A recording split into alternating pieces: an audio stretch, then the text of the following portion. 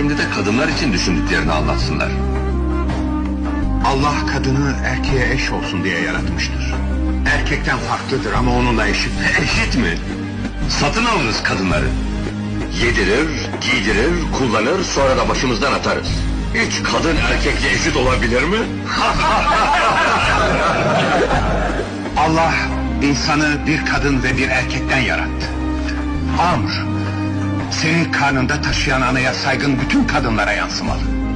Onun bir tek Allah'ından bu kadar güzel sözler çıkarken sizin 300 tanrınızın dili mi tutuldu? Allah daha önce de konuştu insanlarla. İbrahim, Nuh, Musa, İsa aracılığıyla. Şimdi de Hazreti Muhammed'i seçtiyse niye şaşmalı buna? Bu isimleri kimden öğrendin? Hepsinin Kur'an'da yeri var. Muhammed'i çocukluğundan tanırım. Koyunlara bakan bir yetimdi. Ne çıkar? İsa da marangozdu.